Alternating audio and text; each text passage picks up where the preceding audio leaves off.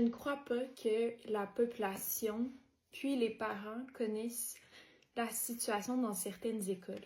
Parce que si ils étaient au courant, je pense pas qu'ils voudraient que leurs enfants aient ce type d'expérience. Je fais de la suppléance depuis 5 ans et j'ai eu plusieurs contrats en maternelle. Ça fait plusieurs écoles que je fréquente. Dans les écoles, il y a ce qu'on appelle des classes avec des élèves qui ont des troubles psychologiques. J'irais même jusqu'à dire psychiatriques. Puis il y a un local de confinement à côté.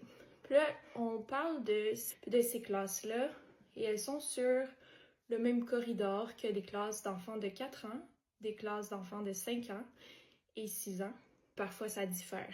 Il y a un local de confinement avec des matelas sur tous les murs, puis un bouton que tu peux peser sur le bouton pour enfermer l'élève dans le local.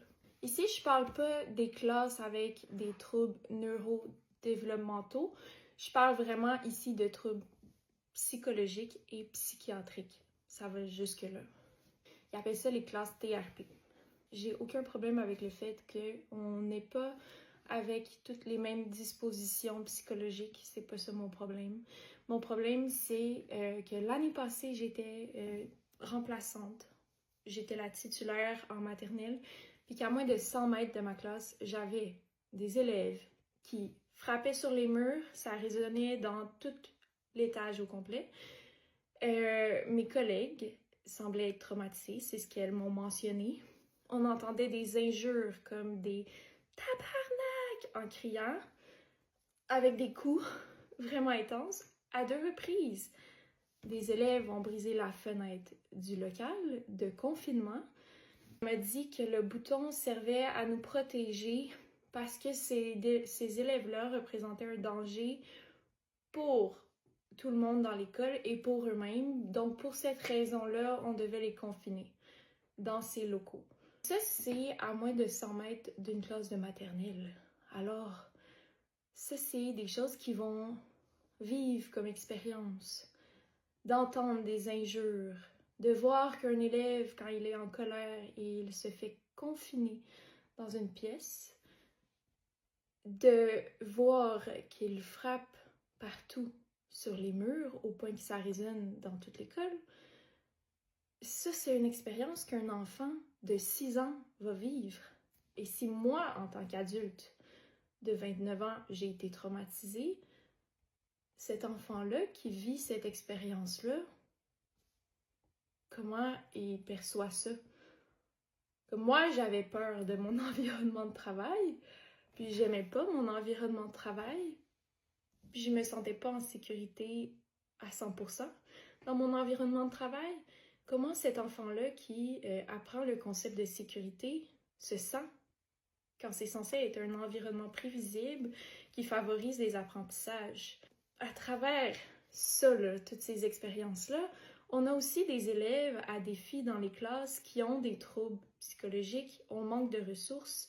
Les TES sont monopolisés pour ces classes-là qui en ont besoin et sont en détresse psychologique. Puis ma question à travers ça, c'est quand est-ce que le système scolaire est devenu comme une institution psychiatrique où on devait intégrer des jeunes en détresse psychiatrique, en détresse psychologique.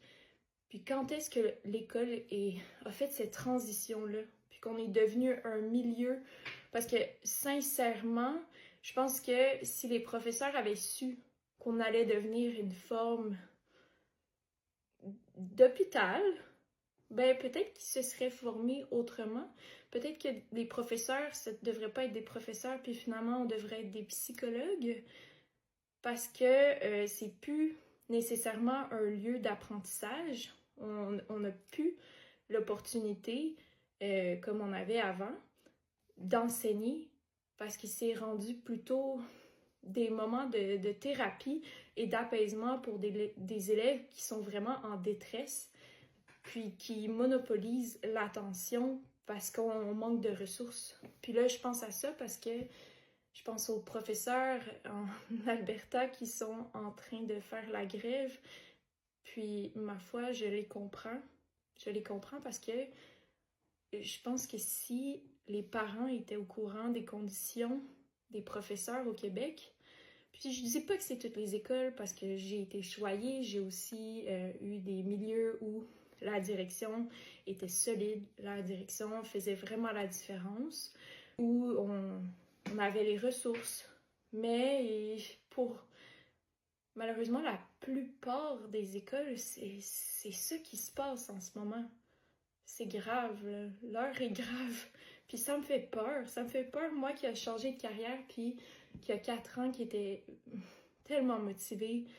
Je trouvais que c'était un défi, effectivement, puis il faut être passionné.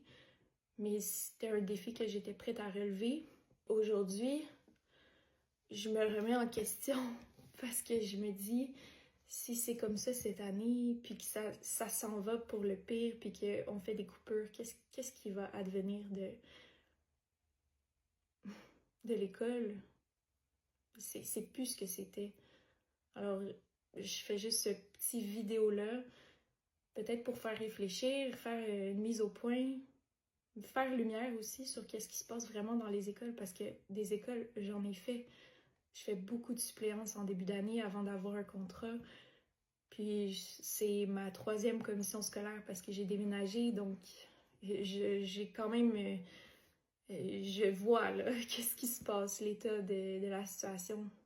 Et je sais pas là si des professeurs sont prêts à m'appuyer là, ou prêts là, parce qu'on est majoritairement des femmes, mais je trouve ça inquiétant. Ma question finale, c'est toi, si tu as un enfant en âge préscolaire, est-ce que tu as envie de l'envoyer dans une école où ce sont des expériences qu'ils vont vivre? Moi, je compte avoir des enfants éventuellement, puis ça me fait peur.